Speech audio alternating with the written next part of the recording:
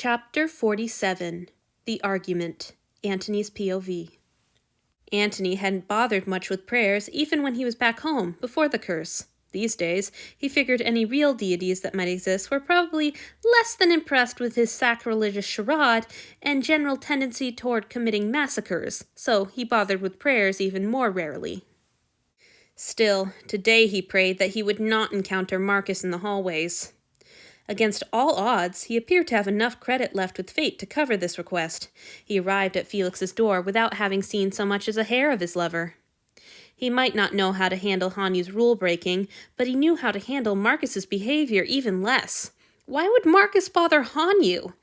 Yes, he was rough with his offerings, but they were his. Yes, he was rough with Antony, but Antony did plenty to cause that.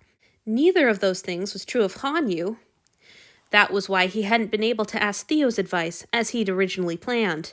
If he let slip what had happened with Marcus, he suspected she would turn the conversation around and make it into an excuse to attack Antony and Marcus some more. No, he needed a more objective opinion. Who better to approach than his resident human expert? Looking surprised to see him, Felix invited him inside, nevertheless. Antony couldn't help glancing around to make sure his former offering wasn't anywhere to be seen, but Felix's two big chairs were empty. "Edgy is asleep," Felix said, apparently catching the look. "Please try to keep your voice down." Antony nodded. "Of course." Not that he would ever be as good at it as this man. He remembered how Felix's voice used to fill a room or carry over a whole field of drilling soldiers. These days, he kept his tone barely above a murmur. "I wanted to ask you about something," Antony hesitated, flopping down onto one of the chairs. "Sensitive. I'd prefer if you didn't mention it to anyone." It was an order, though he hadn't phrased it as one, and a lifelong soldier would know that. Felix inclined his head. "Of course." "Good." Antony went to exhale, then realized he didn't have any air in his lungs at present. Fucking nuisance. Felix just watched him politely, one eyebrow slightly raised, looking like he would be perfectly content to sit there in silence for a week. No wonder he'd succeeded in extracting Dido's testimony so quickly. Had he perfected the tactic back home, staring down members of the King's Guard until they spilled all their secrets? "I'm having a problem with Hanyu," Antony said, after the moment stretched into awkwardness. "He wandered off on his own without telling me, which is one of the few things I have an explicit rule against. It's been a long time since I had to deal with deliberate disobedience, and I'm at a loss." Felix raised the eyebrow a little higher. "But surely you remember what you did to deal with it before, even if it happened some time ago?" "Well, yes," Antony admitted, fighting down the desire to squirm. "But I always used light physical punishments, and that tends to arouse him. I'm not trying to embarrass the poor thing." "I see." "I'm not going to ban him from exercise or stop his meals or take his clothes," Antony continued, and then the words were torrenting out of him like he turned into Hanyu for a moment. "Not that he'd even find the loss of his clothes all that trying, ridiculous nudist that he is. I don't want to hurt him, and that's probably why all this happened. I've been ridiculously soft with him, but whenever he gets frightened, I don't want to do anything to prove him right. I just want him to be happy. I want to take care of him. But this wasn't safe, and I need him to understand that he can't do it again, and I don't know what to do. Have you considered refusing to speak to him for 6 years? Felix's voice was so low and soft that Antony almost missed the words. He wasn't even sure he'd heard correctly. "What was that?" he asked.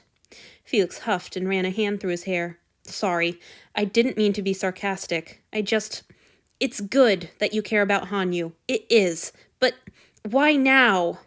"What do you mean?" Antony blinked at him, bewildered. Hanyu hadn't even been around for 2 months. When should he have started caring about him? When Felix replied, his voice was still quiet, but dangerously low and rough, almost a growl. "You had Edgy for the better part of a decade. He's wonderful. He's clever and driven and sweet, and he cares about you so fucking much." The profanity startled Antony almost as much as the sudden accusation. Felix didn't often swear.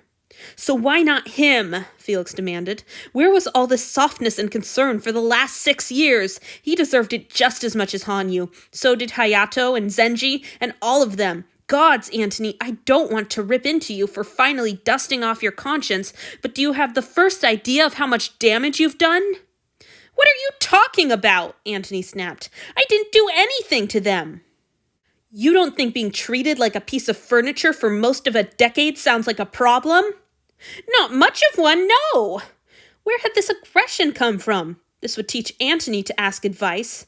I never laid a hand on them outside of feeding. They were fine. Felix's face darkened. Fine? Zenji is one of the toughest people on this ship, and he still goes silent if he hears your name.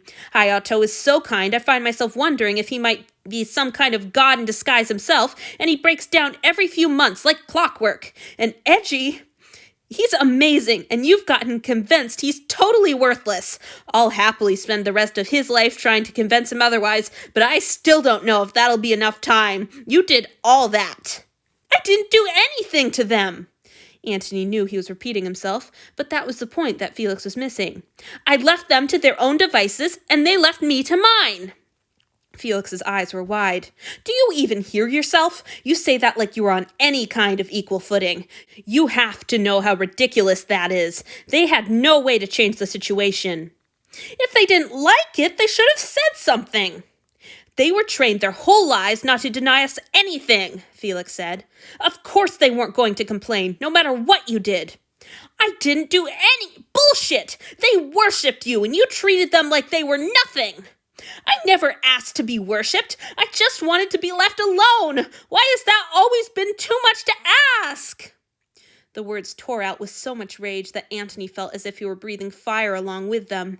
He realized that he was standing now, snarling right into Felix's face. His hands ached to reach out, to grab, to start the fight that the other vampire so clearly wanted to have. Felix would beat him easily. He knew that in a dim, distant way, but everything in him was screaming to rip and punch and take the beating that was sure to follow. The movement, the speed, the force, even the inevitable pain sounded fucking blissful. Antony was strangely, wildly disappointed when the other man lowered his gaze. I know you never wanted this life, Felix said, his voice soft. Neither did I. Claudia came up with the best plan she could manage under the circumstances, and we all went along with it because we were hungry and scared and we needed to stay alive. But that's no excuse, Antony. Our offerings didn't ask for things to be this way either. We got a choice, but they never did. Since we forced it on them, I'd say the very least we owe them is to make it as bearable for them as possible. How is a peaceful life with no demands unbearable? When I tried for that, I got us all cursed. Don't be so egocentric. The words might have been sharp, but Felix's gaze had gone disconcertingly gentle.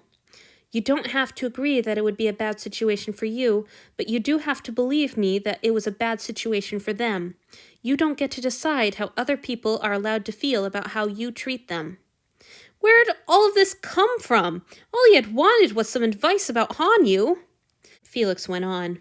I understand that you didn't realize how bad their time with you was. I didn't either, until recently. But it's been so painful to watch someone I love suffering because of someone else I love. You are capable of making people feel so seen and cared for. Eiji deserved that from you, and you failed him, and you owe him an apology. Antony set his jaw. I didn't come here to be chastised. Finally, blessedly, he had gone cold and calm. Usually it happened as soon as he was uncomfortable, but Felix's attack had been so unexpected that it had taken him a long time. He settled his weight back on his heels, still standing, but no longer leaning into Felix's face. Felix sighed. I know. I'm sorry. Not that he doesn't deserve this care, because he does, but what's so different about Hanyu? Everything, every word, every movement, every look, every least little gleam in his eyes. Antony collected himself. I'm no longer interested in discussing my attendant with you. See to your own. I didn't mean to make you feel cornered, Felix said. I'm sorry. This wasn't the right time to talk to you about this. I've only recently come to understand the extent of it, which makes me angry with myself. I should have seen it years ago and said something then. Everyone had so many things they wished they'd picked a fight with him about years ago. Was his foolish softness with Hanyu spreading all through him? Could everybody sense it? Antony grunted something not quite articulate and started for Felix's door. This was his ship, and he didn't have to stand around and let himself be ordered to apologize. If I may still offer my advice, Felix plunged ahead without waiting for permission. I'm sure he knows you're upset, and I'm just as sure that terrifies him. He's probably falling apart. Antony paused with his hand on the door. Was that true? Hadn't he just held the boy for at least an hour? He'd thought that if he did that, touch-hungry Hanyu would understand that he wasn't angry. Felix went on. After all, they're raised from babies to see pleasing us as the focus of their lives, and he knows he displeased you. I can't imagine how frightened and vulnerable he must be feeling right now. Just talk to him. Listen to each other. I can't tell you the right thing to do, but your relationship can. Tend it in whatever way works for the two of you. Sometimes Felix sounded like he'd been smoking one of the soothing herbs they used to have back home. All right. Antony hoped his tone sounded less waspish and petulant to Felix than it did to his own ears. We'll talk later. You've given me plenty to think about. Too much, in fact. As he stalked down the hall, Antony tried to settle his mind and focus. A few centuries of silent, lovely, nameless men would be overwhelming right now. Right now, he just needed to be in his own rooms with his own Hanyu. When he returned to Theodora's rooms, he found her, Hanyu, and the worm boy cuddled up quietly together against Chihiro's wall. Hanyu looked up when he entered, and Antony saw at once that Felix had been right. Damn him. The poor boy was a wreck. Hanyu's eyes were rimmed and red again, his face was just a shade paler than usual, and he met Antony's gaze with a guilty flush instead of his usual blinding grin. A flash of movement drew Antony's eyes away from his woeful offering, and he saw Theo on the other side of Kenta putting a finger to her lips and tilting her head towards the bed. Chihiro was sleeping. Sleeping.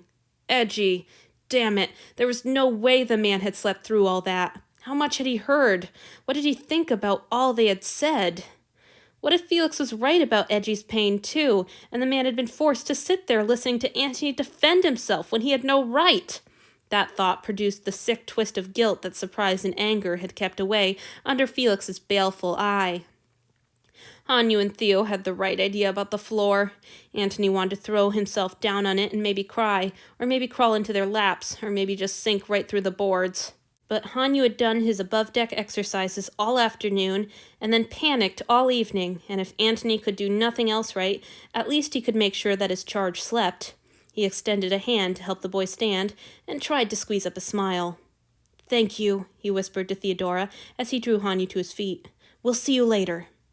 He stretched to put a gentle hand on his attendant's shoulder as they moved through the hallway. That had to provide a little reassurance, didn't it? Back in their own rooms, Antony took a deep breath. He had one job left, making Hanyu feel better. After that, he could relax. The boy hovered nervously as Antony pulled off his boots and settled on the sofa. Once Antony was sitting, Hanyu rushed over and knelt at his feet. Antony suspected that his offering intended to bow, so he gripped his shoulder again and turned him around so that his back was to Antony, and he was leaning against his knees instead of dropping to the floor. The boy's body was shockingly stiff. "Poor Hanyu," he said, before he could talk himself out of showing so much solicitousness when he was already about to be as soft as a jelly. "You've had a terrible day."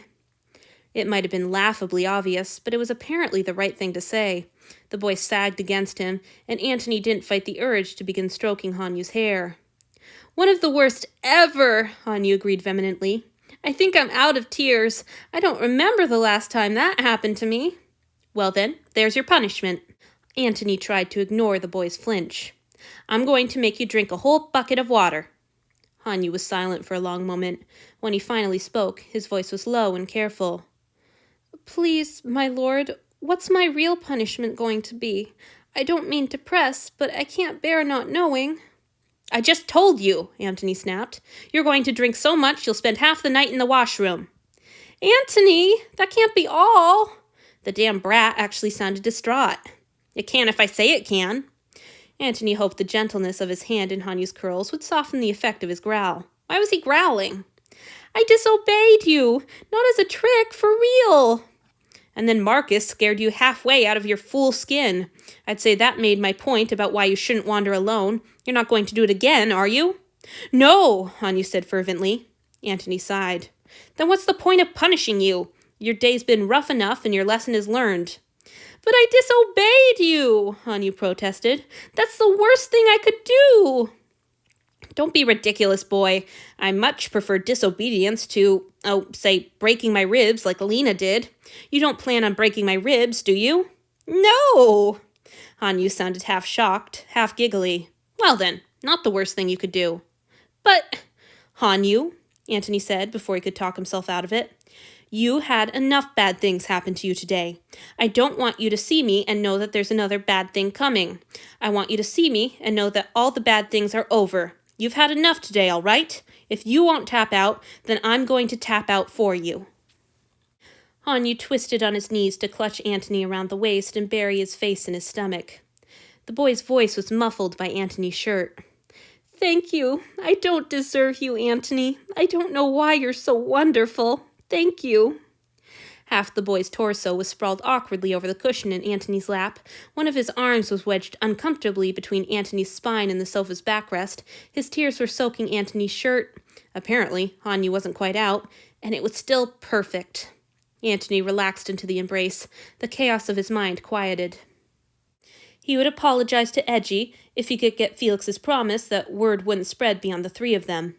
Antony still didn't see what was so awful about being left alone, but if 3 of his offerings in a row hadn't liked it, that proved that their view of it was different.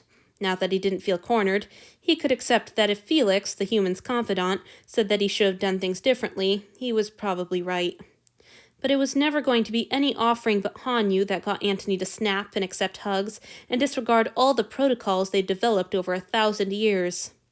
After a long moment, Antony gently untangled himself from the clasping arms. At Hanyu's whine of protest, he scowled. I wasn't joking about the water. You are getting punished, boy. Wait right there. When Antony returned, he had gathered a huge, brimming pitcher, a cup, and a book. He planted the first 2 items down in front of Hanyu and settled back into his spot with the third. If I'm not mistaken, Antony said, flipping through the pages, I never got around to showing you what a chameleon was.